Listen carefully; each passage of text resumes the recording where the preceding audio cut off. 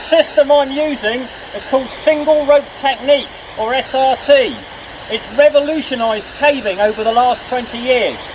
It allows small teams to explore deep vertical caves with a minimum of equipment, quickly, safely and easily. This video, Cave Safe 3, is about the use and application of SRT. In our last production, Cave Safe 2, we looked at the principles of rigging, the use of bolts and hangers and the appropriate knots.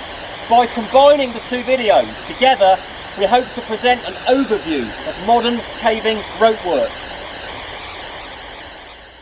The ladder and lifeline systems examined in Cave Safe 2 did not demand skills of every member of the party, the safety of each caver being dependent on the abilities of the lifeliner.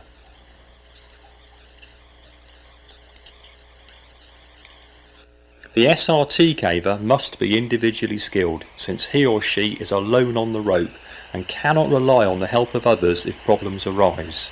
Surface training and practice are essential, for which this video is an aid, not a substitute. Some caving clubs provide training, others recommend attendance at training courses. Self-training is another option, for which an SRT manual is essential. The important thing is to sort your problems out on the surface, not dangling over a black void underground. There are many ways to ascend or prussic a rope, but the sit-stand or frog system has become standard in Europe. It is simple and versatile, allowing mid-rope manoeuvres and complex rigging to be easily negotiated. SRT is more than a way of getting up and down. It allows a precise line of descent that avoids hazards like falling water. Several techniques are used to achieve this. Rigging often begins with a traverse line leading out over the pitch head.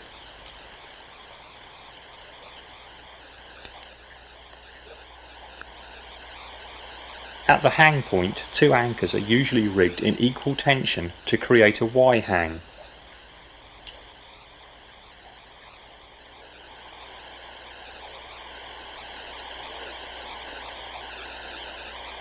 The rebelay is used to avoid rope abrasion, to rehang the rope in a new position, or to split the pitch into shorter sections.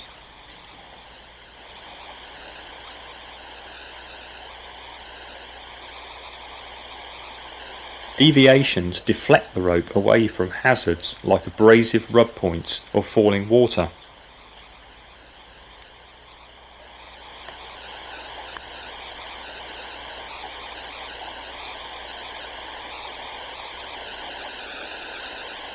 Sometimes it is necessary to join ropes mid-pitch, leaving the caver with a knot pass to negotiate. The first objective of an SRT caver is to be capable of following a pre-rigged rope up and down past all these obstacles, and, most importantly, to be able to change direction on the rope, from abseil to prussic and prussic to abseil, quickly, easily and confidently.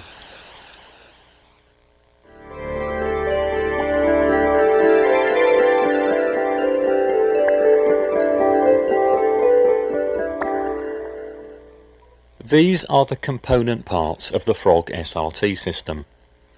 A harness designed specifically for caving and not for climbing, and a semicircular maillon rapide. A chest strap made from 3 meters of webbing with a simple buckle at one end. A pair of cow's tails made from dynamic rope using 3 figure-of-8 knots and 2 snap-link carabiners. A foot loop and safety connection can be tied from 8mm cord using 2 overhand knots and a bowline loop. This combined unit has advantages over the commonly used system of a static foot loop and separate dynamic safety connection. The stop descender is most commonly used. Its auto-locking system, although not perfect, should give greater security than the rack descender, which is the only other practical alternative. The rack is not ideal for trainees learning basic manoeuvres. 2 jammers are required, one of which should be designed to lay flat against the body.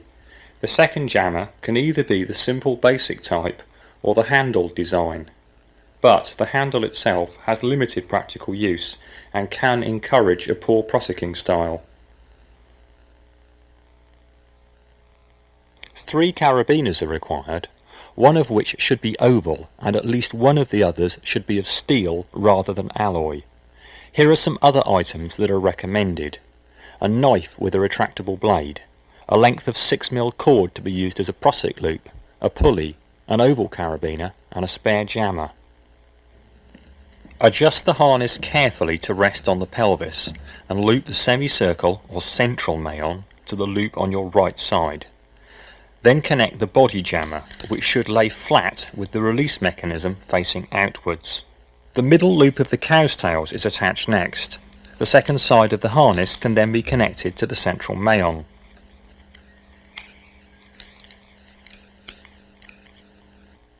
The foot loop and safety connection is threaded onto the underside of the central mayon, which can now be securely screwed up.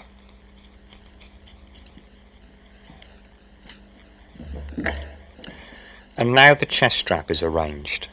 Hold the buckle under the right armpit. Take the strap over the opposite shoulder and then thread it through the top hole on the body jammer. Now take the strap over the other shoulder, under the opposite armpit, through the central mayon and then buckle it up.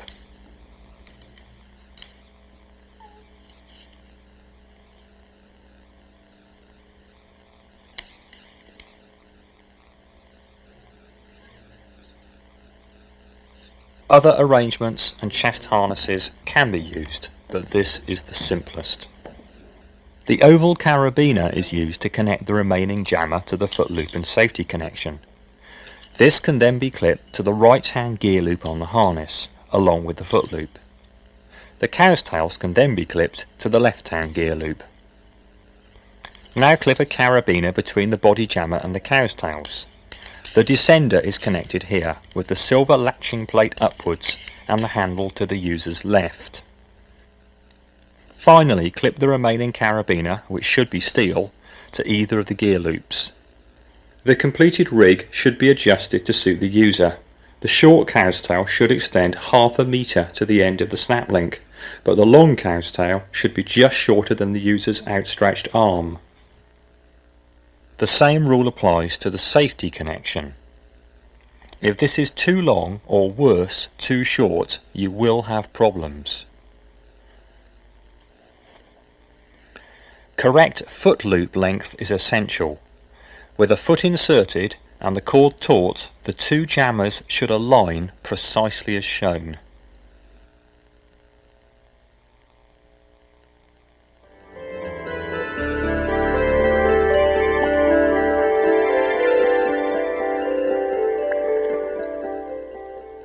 Before attempting any manoeuvres on the rope, practice this: finding, opening and closing the body jammer catch without looking at it.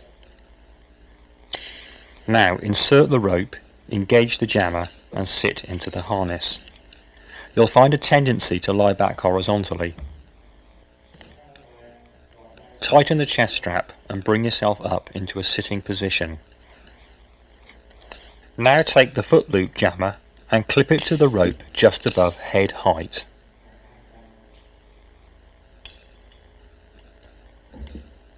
Remove the rope from between the legs, place both feet into the foot loop and then replace the rope between the toes.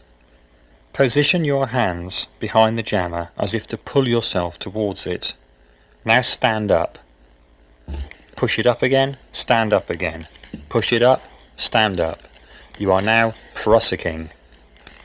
Keep the feet under the body and keep the body upright. With a little practice, it really is a very easy procedure. Now practice reverse prussiking. Lift the weight alternately off each jammer and release the cam by lifting slightly and pushing down with a finger. Get the jammers a finger span apart before releasing and lowering the body jammer. Descent is normally by abseil. Practice threading the stop descender. It can easily be done incorrectly. but a diagram on the descender can be referred to check. Locking off is an essential technique which should be used routinely.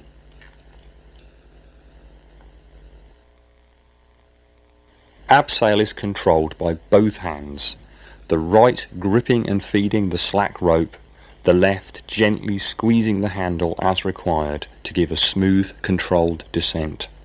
Remember, right hand on first and off last.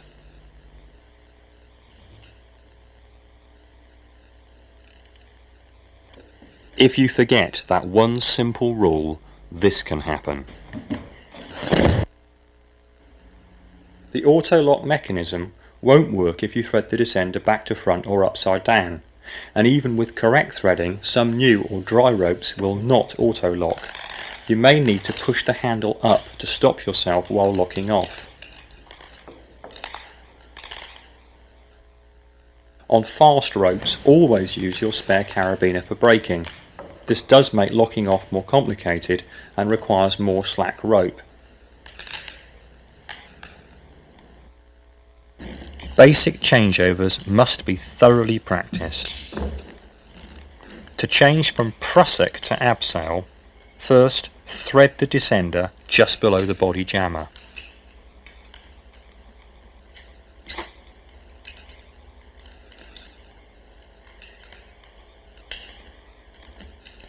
Ensure there is minimum slack rope between the two. Always lock the descender off for safety. And then lower the top jammer until it's a finger's span above the body jammer. Now stand up in the foot loop, release the body jammer and lower the weight down onto the descender. Lower the top jammer again, but do not remove it from the rope. Check the descender is correctly threaded, then relock it before removing the top jammer and abseiling down.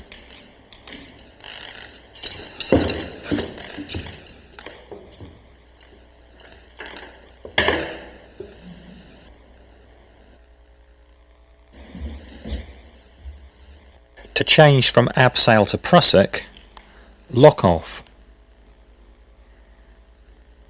Clip the upper jammer to the rope. Put the foot in the foot loop,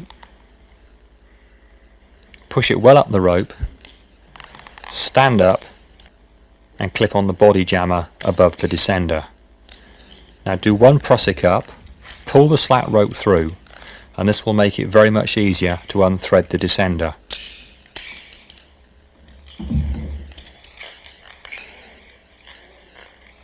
This changeover should be practiced until it can be done in the dark. For the caver caught under a waterfall with an extinguished carbide lamp, this can be a literally life-saving manoeuvre.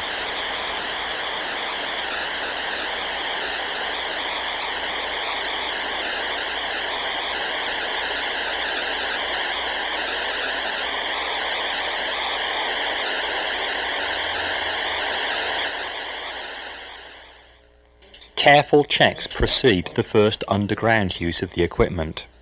The buckling of harnesses and correct arrangement of gear should be double checked before use. An ideal cave for the beginner will provide a short dry pitch without technical complexity, where basic up and down skills can be practiced under the supervision of an experienced SRT user.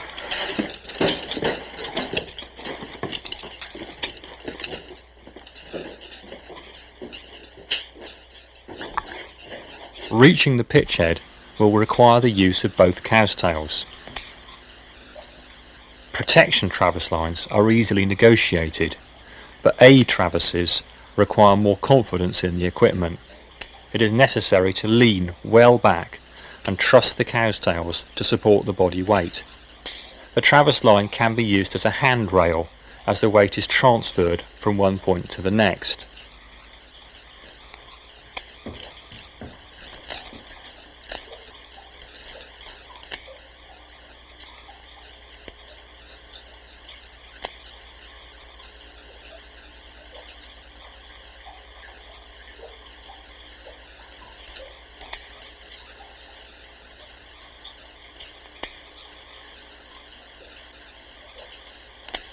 Remember that you should never climb above the traverse line into situations where a slip could cause a serious shock load.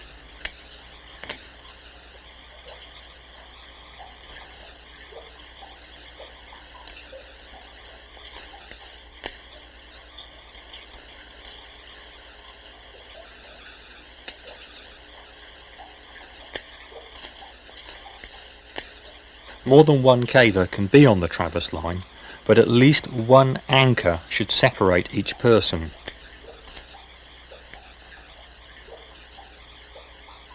This is the procedure at the pitch head. First, thread the descender. Ensure there is a minimum of slack rope between the descender and the Y-hang. Now lock off the descender.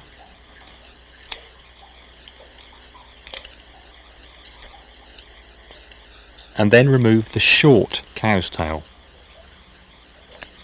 When weight is transferred to the descender, the long cow's tail should be slack. Check the threading of the descender is correct before removing the long cow's tail.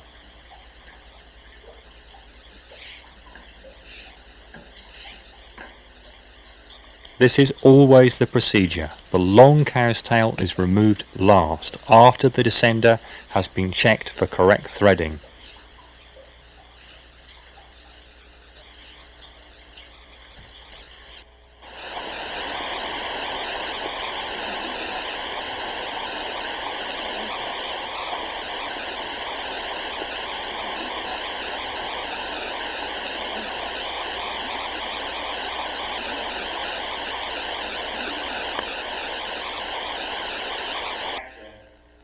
Different ropes require different abseiling styles.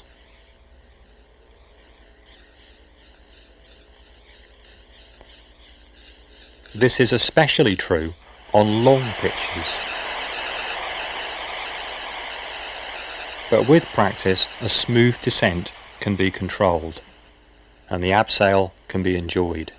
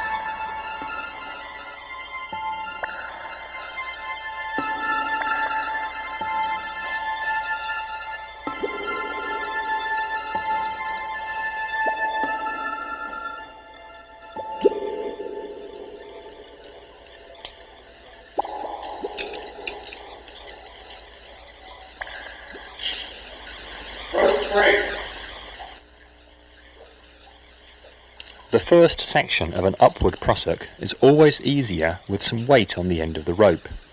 Surplus rope should always be coiled neatly or left in a tackle bag. Either way it can be suspended to provide some tension.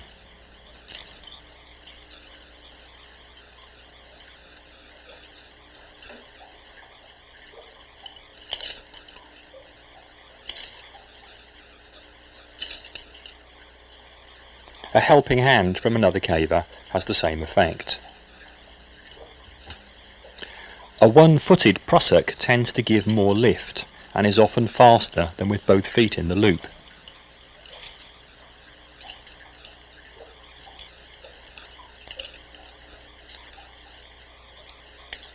It is an essential technique when prussiking against a wall or up a diagonally rigged rope where the spare leg must be hooked over as shown. Heavy tackle bags are most easily carried when connected directly to the underside of the central mail.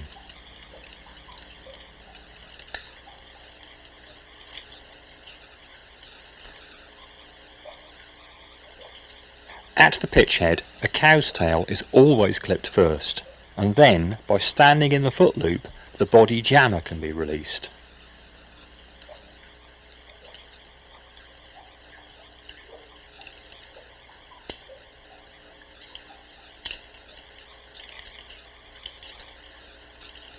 The pitch edge shown here is easy compared to some.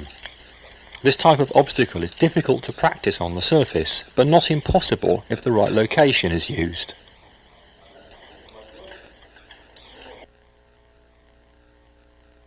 You'll need plenty of practice before attempting a knot pass underground. The simplest way is to abseil down until the knot stops you and then change to prussiking in the usual way.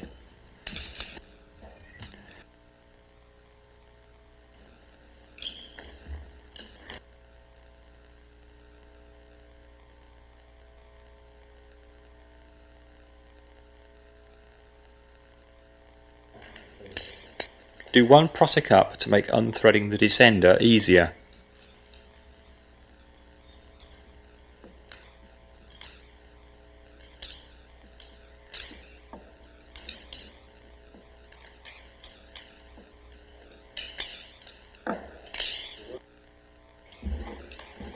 And then reverse prussic until the body jammer rests on the knot.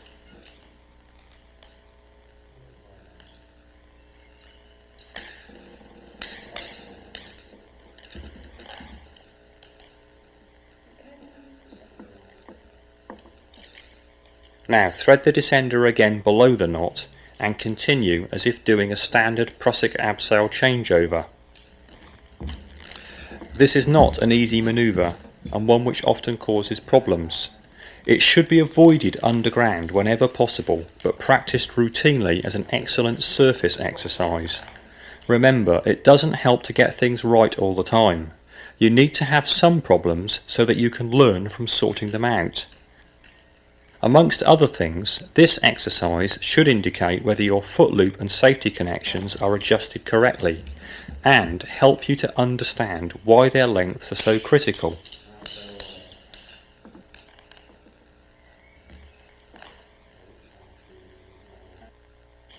You'll find going up past a knot much easier. Clip a cow's tail to the safety loop for protection, and don't push your jammer right up against the knot or you'll have difficulty releasing it. Transfer the top jammer first, pushing it well up the rope, then transfer the body jammer. Technically simple, but physically quite hard.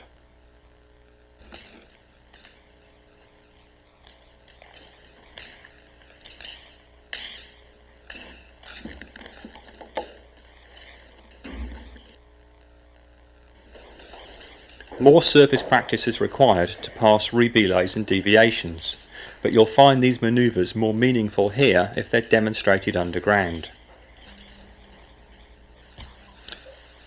To pass a rebelay, abseil down until level with the anchor and then lock off.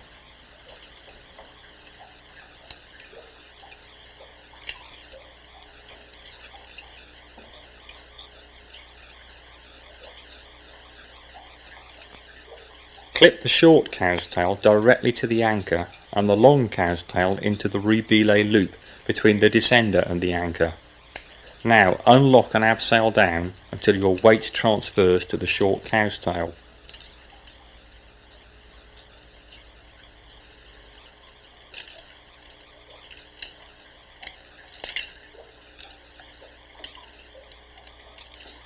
The descender can now be unthreaded.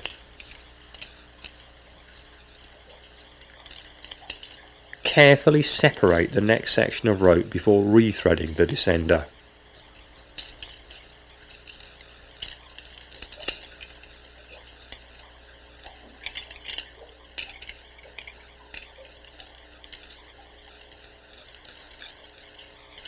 Get the minimum of slack between the descender and the anchor, then lock off.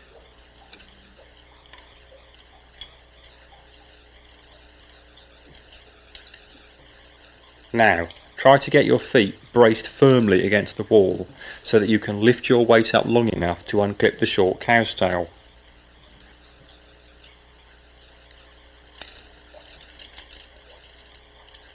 The descender can then be unlocked and threading checked before the final cow's tail is removed.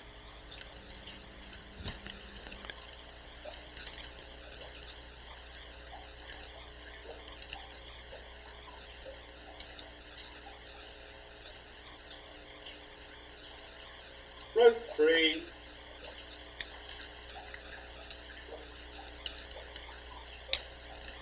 If there are no usable footholds, you may be able to do this and get a knee into the rebelay loop to support your weight while the cow's tail is unclipped. If all else fails, use the foot loop. Clip this to the anchor, but not to the same point as the cow's tail, or you'll trap the snap link and make unclipping very difficult.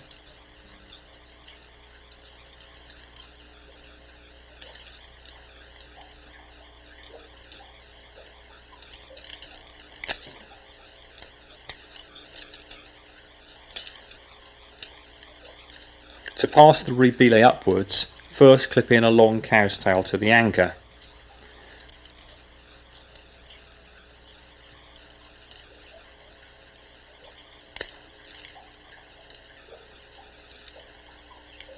The body jammer should transfer first.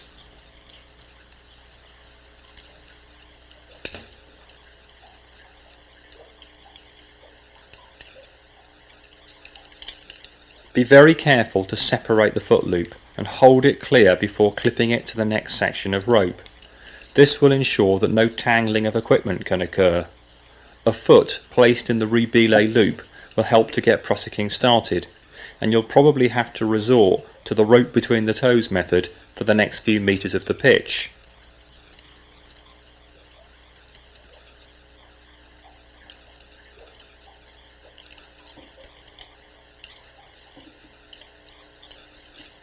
To pass a deviation, abseil down until level with it and then lock off.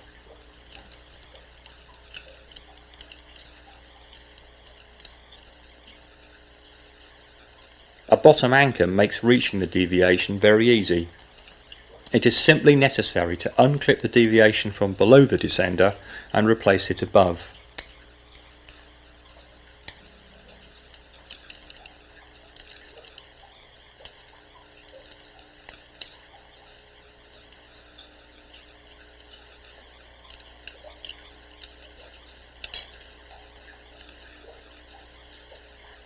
Likewise on the ascent, the deviation is removed and reclipped, but no jammers are removed from the rope.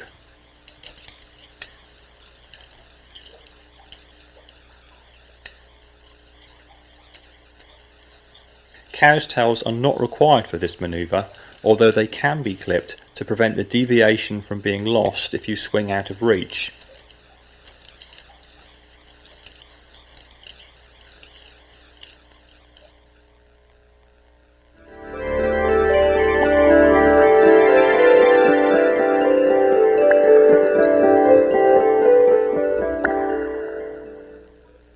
Good rigging begins here on the surface.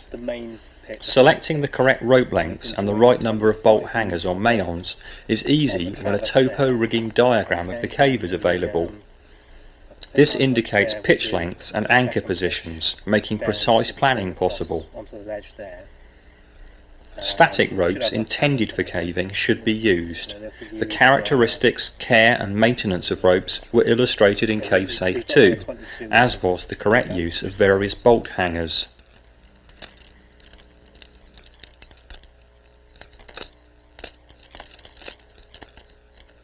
Ropes should always be end knotted and then carefully fed into rope bags in reverse order of use.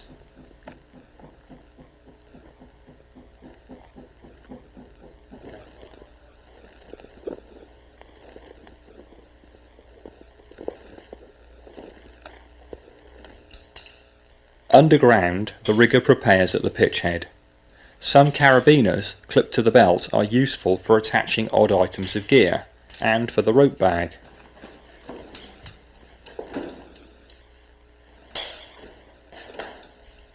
If 8mm ring hangers are to be used, they can be threaded onto the rope now and slipped down into the bag.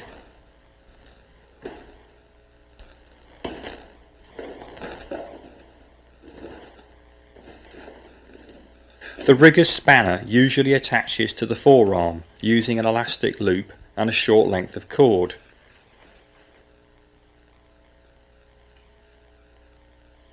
Finally, a good selection of hangers, carabiners and mayons should always be carried.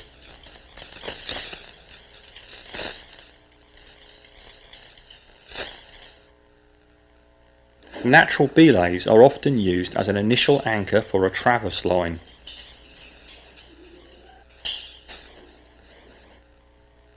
It is sometimes possible to rig entirely from natural features, but this is unusual and often requires the use of rope protectors, a technique which most cavers choose to avoid. Modern SRT rigging relies on the use of artificial anchors, notably the 8mm bolt and the resin bonded anchor, which is now commonplace in many popular systems, making rigging relatively simple.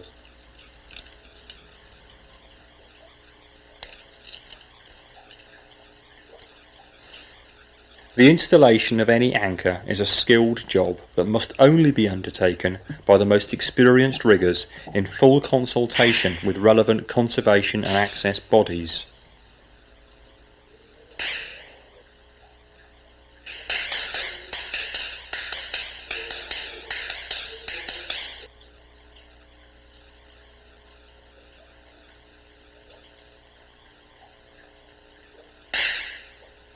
Far too many caves have been disfigured by badly placed, poorly installed and unnecessary anchors. Whichever type is used, 2 anchors must be rigged before moving out into an exposed position over the pitch head. One way of protecting the approach to the pitch head is the multiple knot system. Loose overhand knots are tied about 1 metre apart and clipped to alternate cow's tails.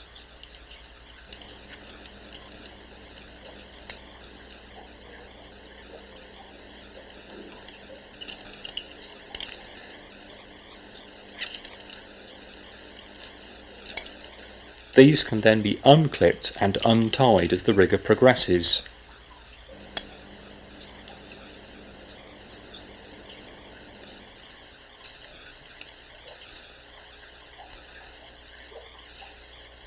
The protection traverse line should be rigged from anchors at about head height.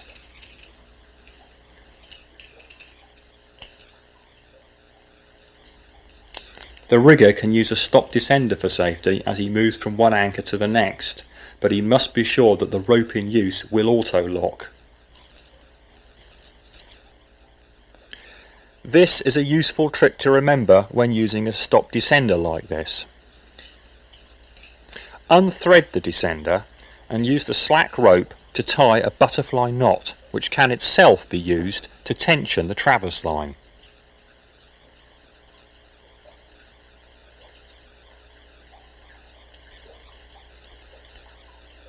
Try to avoid using jammers for safety.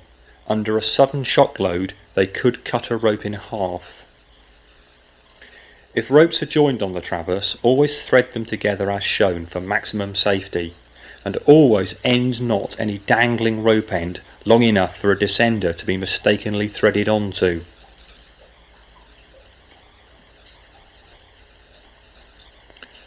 An aid traverse requires anchors to be rigged more closely together.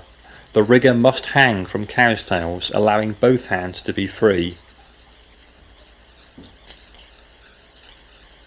Butterfly knots are most suitable, and when 8mm bolt hangers are used, the triad is ideal.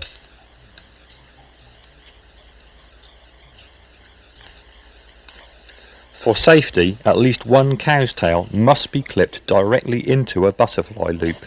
This will give maximum protection in the event of an anchor failure.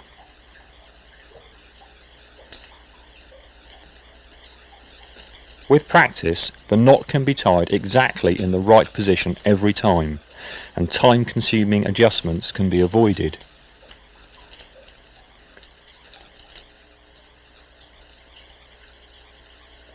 There is one simple principle to observe. Consider the effect of any anchor failing, either during the process of rigging when you may be hanging from it, or later when the rig is complete and under load. Remember, no single anchor failure should cause a shock load, either to rope or to rigger.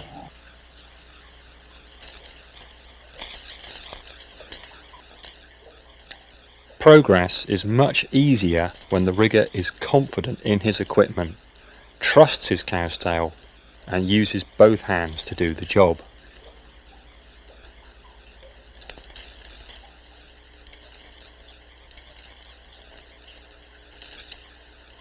At the pitch head, a Y hang must be arranged between 2 or more anchors. Butterfly knots are suitable, but the bowling on the bight is recommended. Plate or ring hangers should be used to allow easy adjustment of the knot. This should be done very carefully to position the rope exactly as required.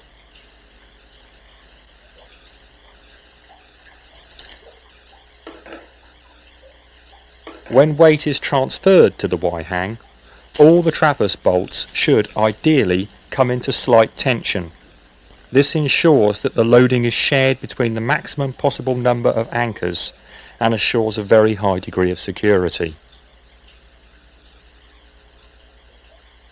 The rigger descends cautiously, checking that the hang is clear of the rock.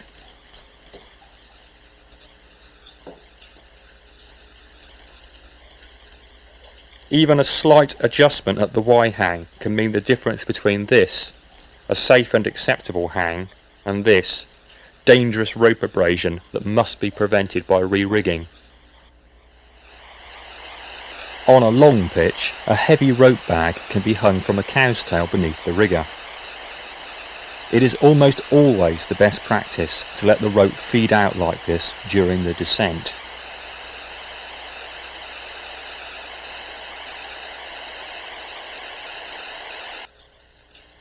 Remember when using this technique that end knots are genuine lifesavers. Mid-pitch knot passes are for experienced teams and only ever on dry pitches. A double fisherman's knot and figure-of-8 safety loop is normally used. This is very secure but difficult to untie. If a reef knot is tied first, then the double fisherman's, and the ends are linked with a second double fisherman's, a very secure join is achieved, which is easily undone after loading.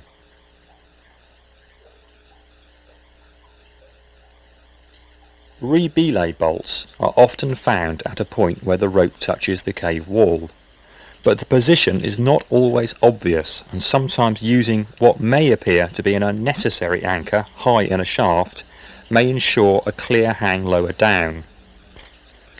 The safety of the anchor must be carefully checked before use. Choose a hanger which gives 2 separate, easily used attachment points, such as a plate with 2 mayons.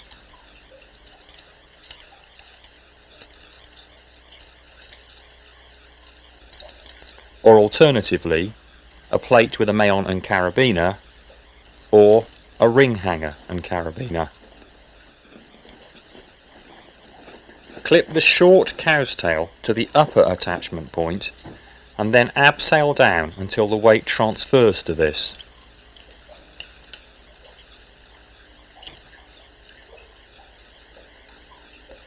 Now force rope through the descender until it becomes slack, then lock off.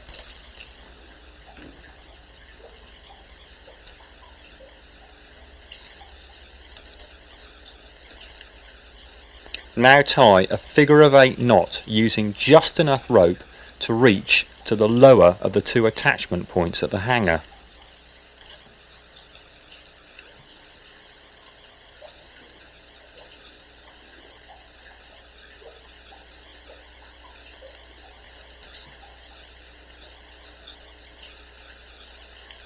This technique ensures that exactly the right size loop will be left at the rebelay, and that those following above can thread and lock off their descenders.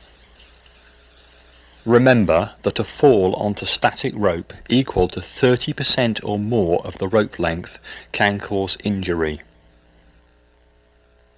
If a rebelay anchor fails, a fall of 2 meters results. On the lower section of a long pitch, this will not cause a serious shock load. But if the rebelay is 6 meters or less from the pitch head, the effect is much more serious, and injury or equipment failure is possible. For this reason, rebelays close to the pitch head should be rigged from double anchors. The only safe alternative is to rig the shock-absorbing rebelay, but this is technically more complex to rig and difficult to pass. Surface practice is, again, essential.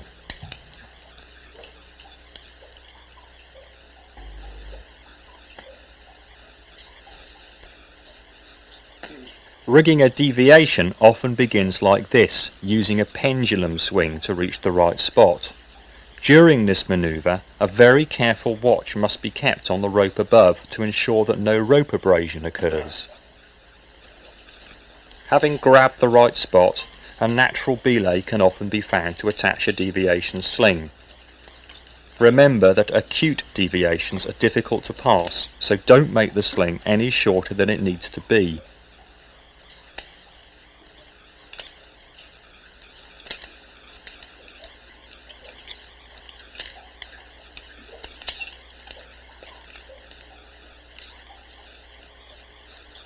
Bolt hangers are often left in situ with deviation cords in place, making this procedure somewhat easier. Pendulum swings are sometimes needed to reach ledges or high-level passages. Here's another way to reach the right spot, by using a tackle bag.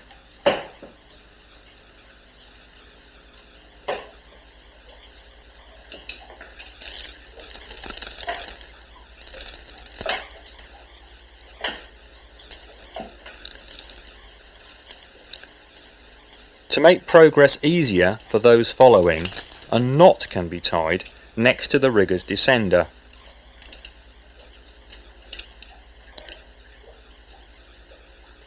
The rope is then let back out to hang vertically down to the knot and anchored at the ledge.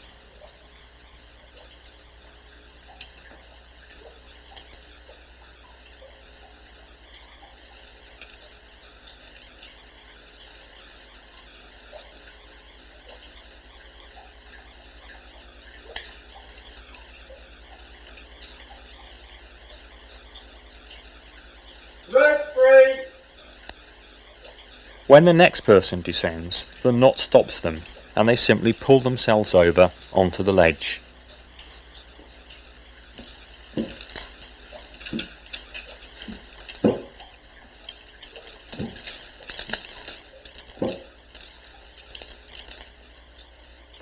A bottom anchor is often needed. It can direct the rope away from water or other hazards, and it can make deviations easier to pass. Often one pitch follows another and the rigging is continuous. Use the same method as at the rebelay to leave exactly the right amount of slack in the rope before tying off to the bottom anchor.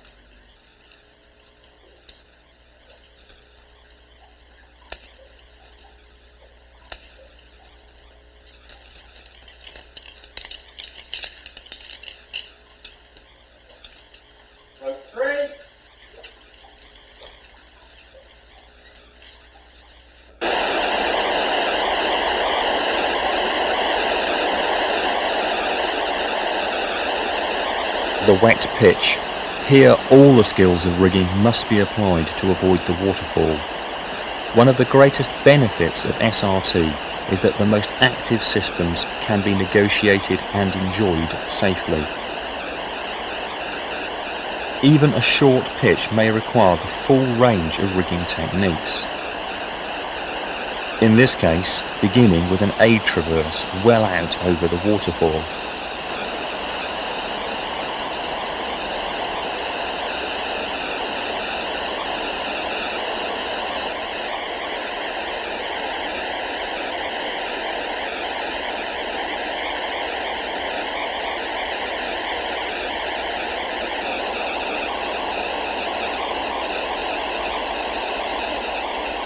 An awkward pendulum swing follows, taking the rigger to a second traverse and another hang point.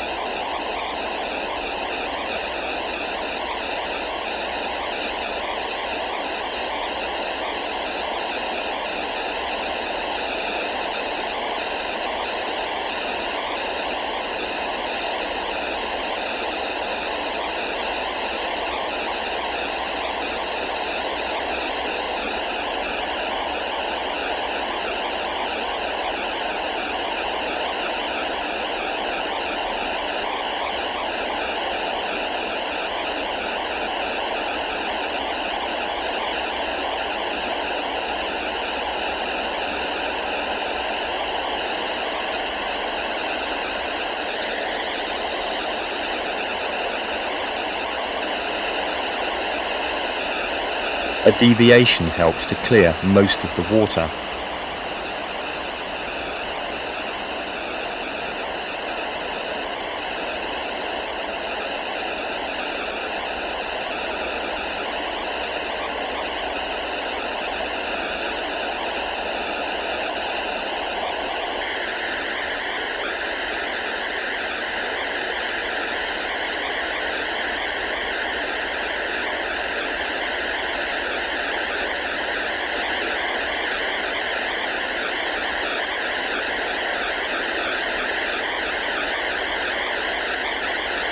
The lower section of the pitch is still very wet, and a second improvised deviation is required.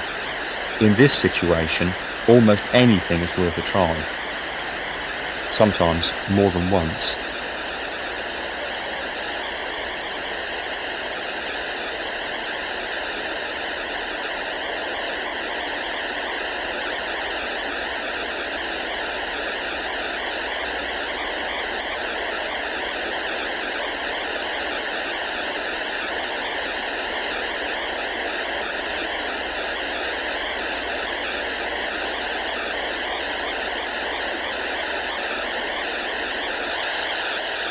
Another way of avoiding water is by clipping a cow's tail into a tensioned guide wire. Here the abseiler avoids not only the waterfall, but a deep pool. Connecting to the guide wire using a pulley makes progress much smoother. Prussiking back up using this system can be awkward.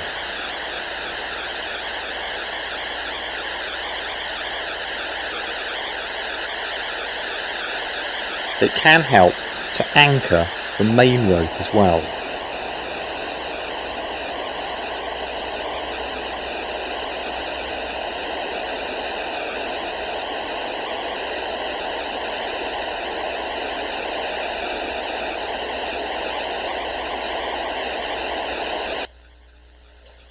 De-rigging should be a quick and simple process. Think about your own safety before removing any anchor, and always clip directly into a loop. Normal procedure is to stuff ropes straight back into the bag. Removing knots and hangers can always be done more easily on the surface.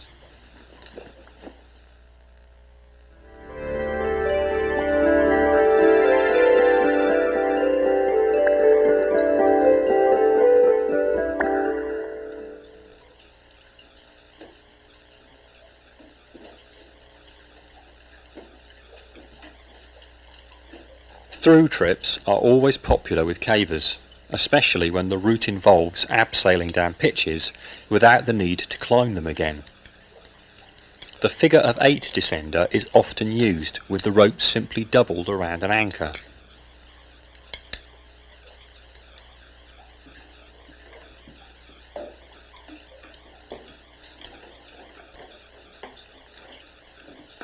It should then be possible to pull through and retrieve the rope from below.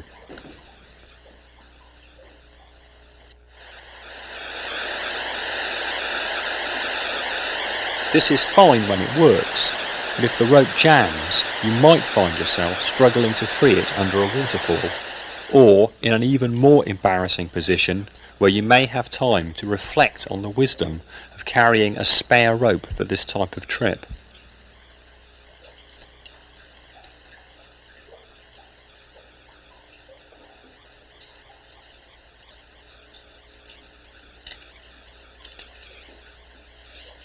Full SRT kits and single rope release systems are recommended. This arrangement works with most anchors. The essential thing is to connect to the rope running through the carabiner. Pulling the other side from below should release the anchor. Many pull-through caves are fitted with double anchors to facilitate this system. A simple stopper knot can also be used.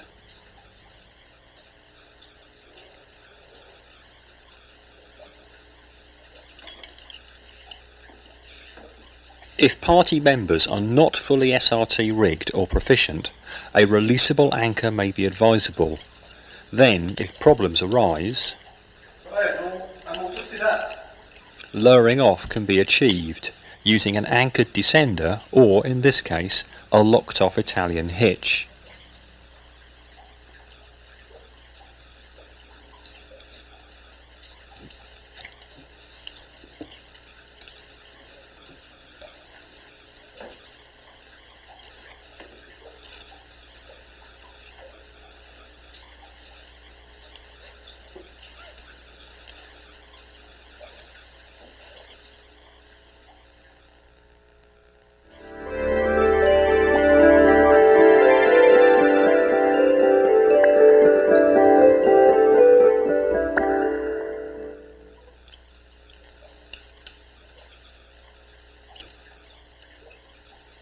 Exhaustion. A big pitch after a long caving trip can take its toll. But help can be provided by those above if a spare rope is available.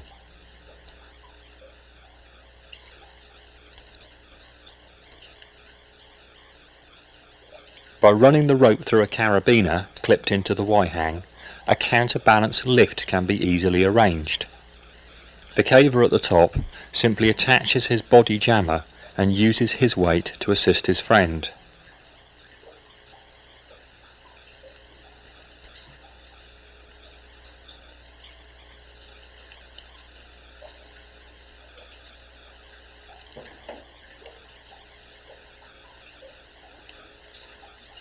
A more efficient alternative is to run the rope around the capstan of a stop descender to reduce friction, or, better still, to use a pulley.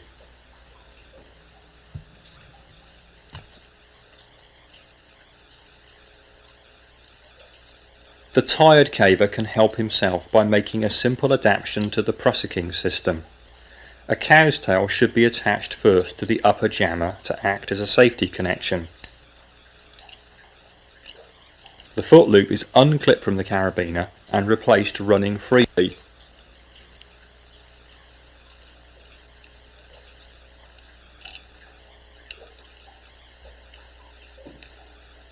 The rig is now converted to a 2-to-1 system, making progress easier, if slower.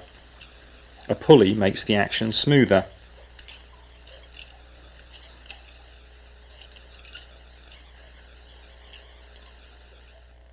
This principle is used to maximum efficiency in the Petzl Le Pont system. This is perhaps too complex for the average caver, but if you have a poor power to weight ratio, it is very effective.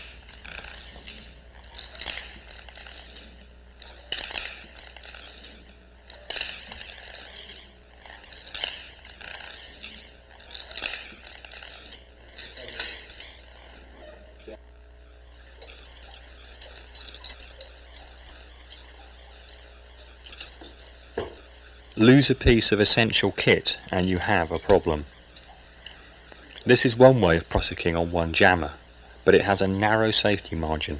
You should avoid hanging on just one jammer.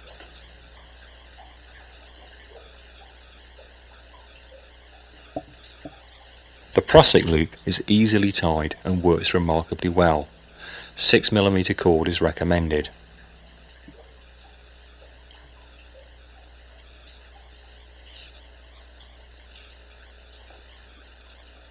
It's a fairly slow process, but it should get you up in the end.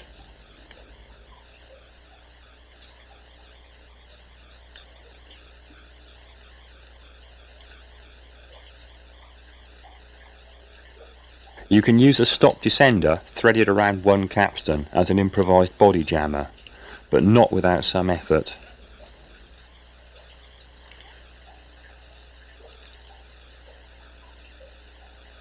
The Italian hitch can be a substitute for a descender, but you will need to be able to lock it off for safety at pitch heads or to pass rebelays.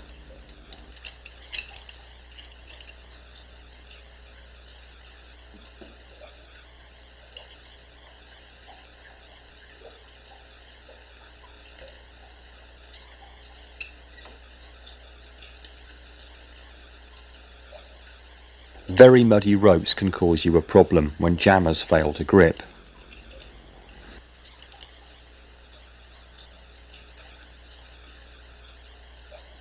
It is possible to use an 8mm foot loop for additional grip by arranging it to function as a type of prusik loop. Various arrangements are possible, the simplest of which is shown here.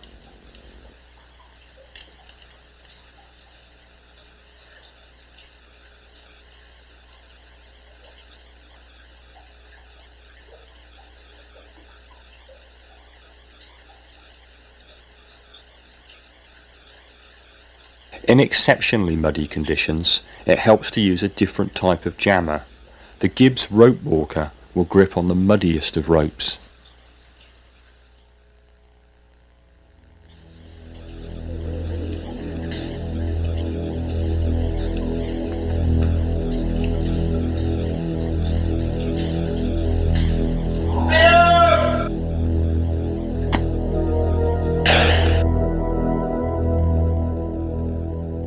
The unconscious casualty suspended in a harness is in grave danger.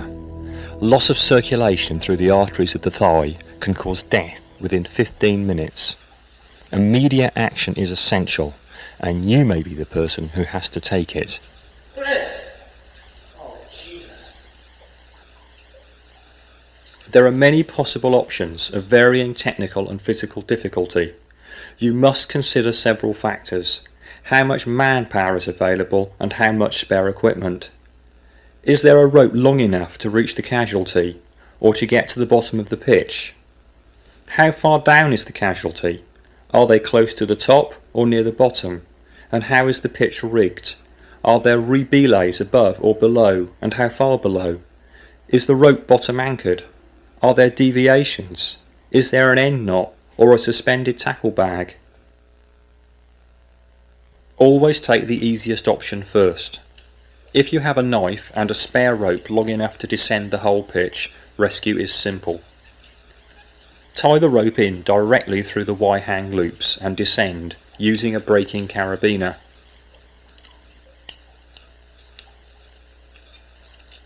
When you reach the casualty, connect your long cow's tail to him and his long cow's tail to you.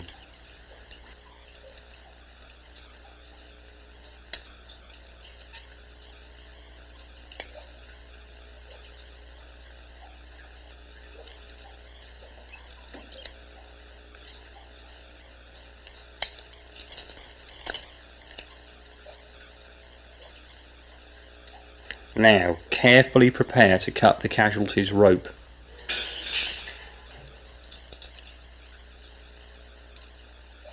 You must end knot the cut rope to prevent another accident before descending to the pitch bottom with the casualty.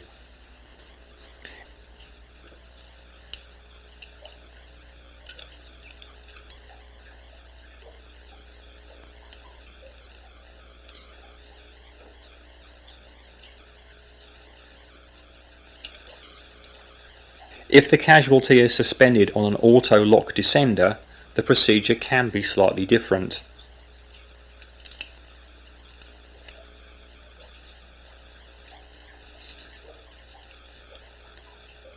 This time, short cow's tails can be connected. Now there are two options: release the casualty's descender and transfer their weight to you, or the one illustrated here, abseil down and transfer your weight to the casualty.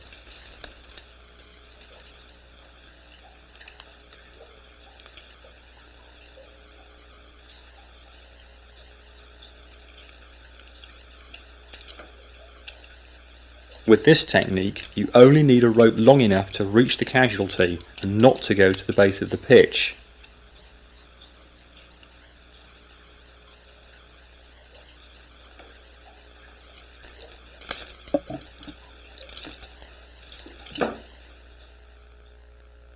Another way of using a rope shorter than the pitch is by pitch head lower.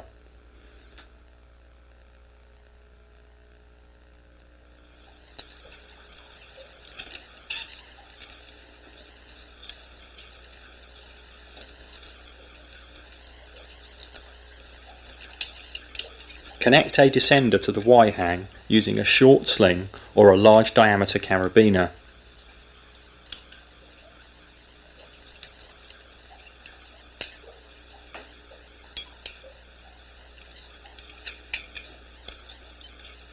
Tie a figure-of-8 knot in the end of the spare rope and thread this through the descender.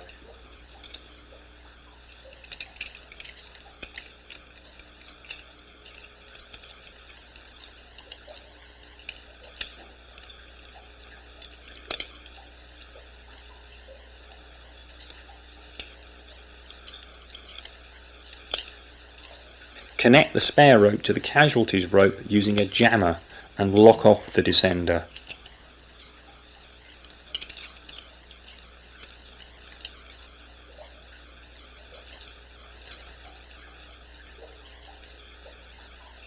Now, very carefully cut the casualties rope.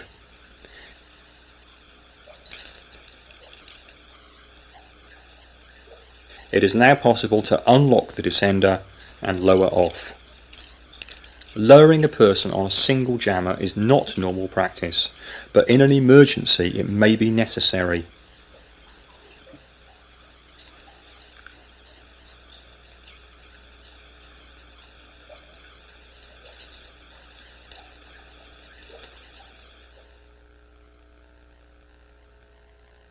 This works fine until you have a rebelay close below the casualty. Then you have a problem. If there are no rebelays or bottom anchors, and especially if the casualty is near the pitch head, a lifting technique is possible.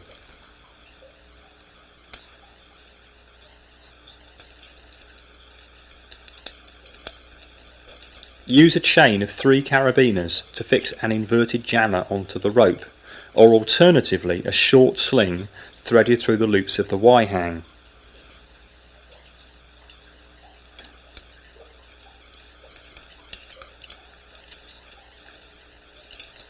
Release your chest strap, allowing the body jammer to turn upside down.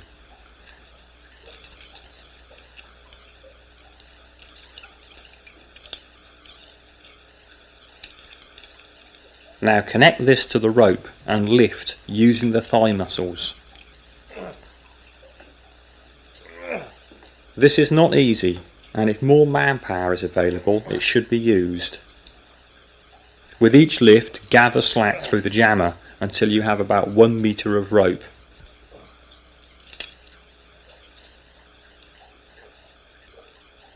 This process can be made easier by arranging a counterbalance system using the foot loop.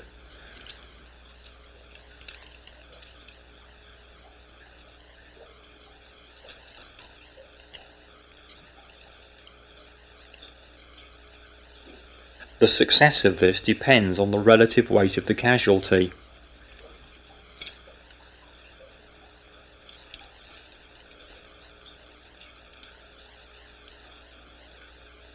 When enough slack is gathered, there are several options.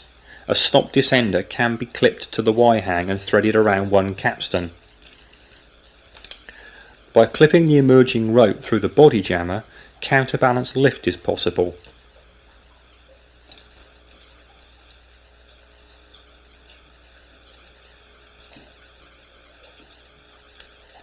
Another jammer or prussic tied around the casualty's rope will help greatly.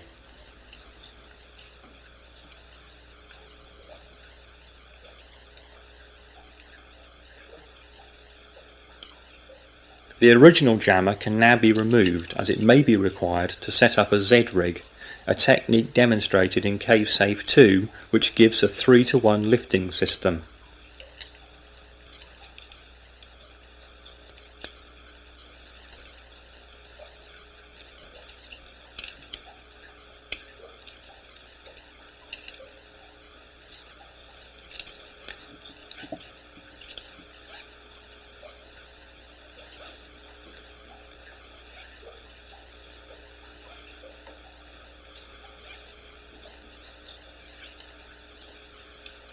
A pulley jammer system can be assembled using a jammer, oval carabiner and a pulley of the type shown. This is mechanically more efficient. It should be clipped directly to the Y-hang using another carabiner.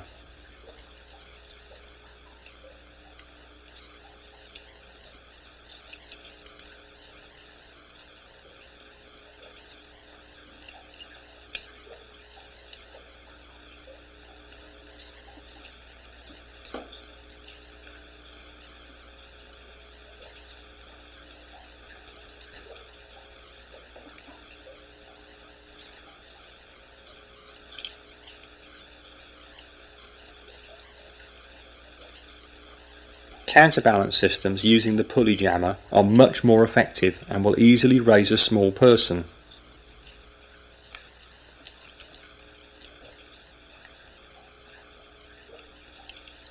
A Z-rig using the pulley jammer is likewise more effective.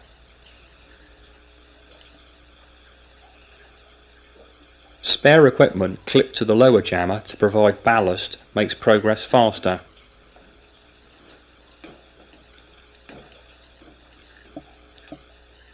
If you're short of a jammer and pulley, a prussiking carabiner is almost as efficient.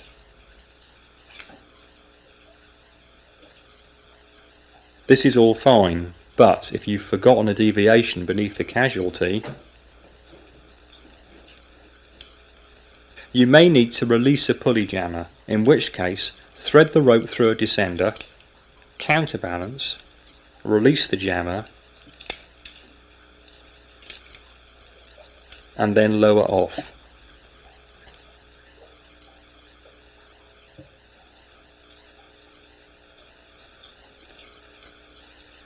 Lifting systems only work when you can get the casualty easily off at the pitch head. Remember, your priority is to take their weight off the harness, and at some pitch heads reached by traverses this will not be possible.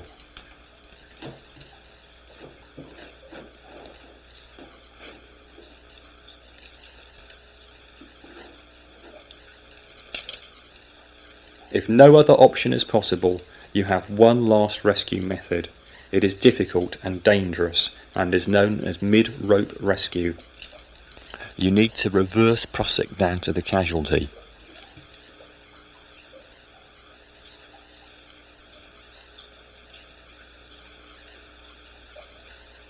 When you reach them, first connect long cow's tails for safety.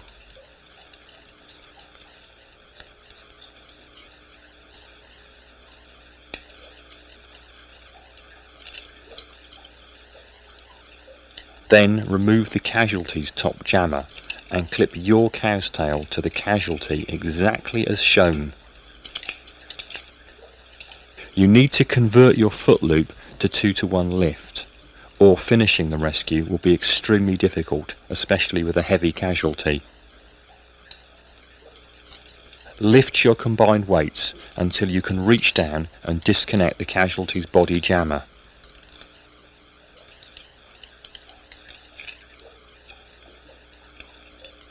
Now thread your descender and lock off using a braking carabiner.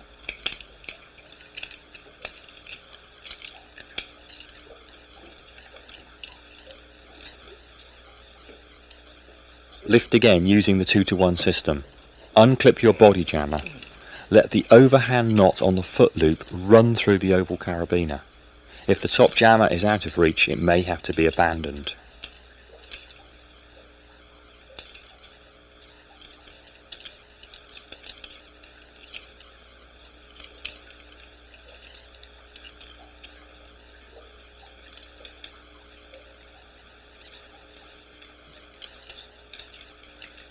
Now it is possible to descend with the casualty. Rebelays are best de-rigged and untied. Deviation cords may have to be cut. Your chances of completing this rescue successfully without surface practice are virtually nil.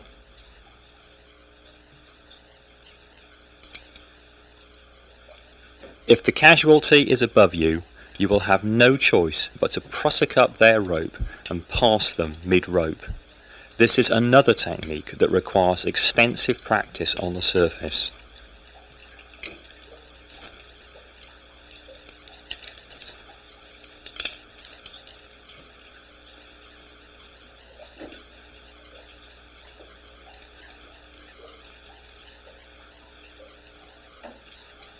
An injured caver, unable to prussic, can be hauled effectively by just one person if enough rope and expertise are available.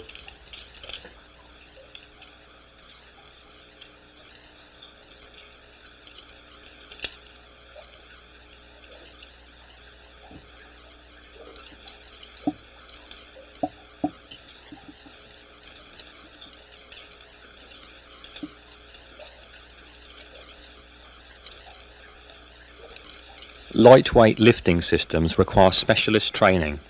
They are invaluable for expeditions visiting remote areas where no cave rescue service is available. SRT systems have applications in conventional cave rescue too. Z-rigs reduce the need for a large hauling team. A caver on jammers has both hands free to help a stretcher up. Releasable deviations using locked off Italian hitches are useful mid-rope or at the pitch head.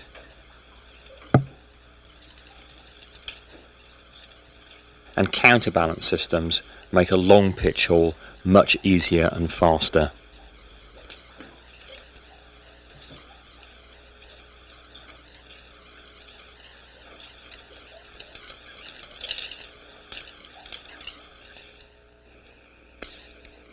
Experimentation and new equipment ensure that techniques continue to evolve and that no manual or video can be fully comprehensive.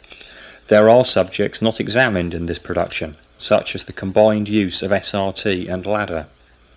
This video has been produced to help you understand your equipment and to use it safely, but you must also know your own and your group's capabilities, and you should respect the cave itself for its dangers and its beauty.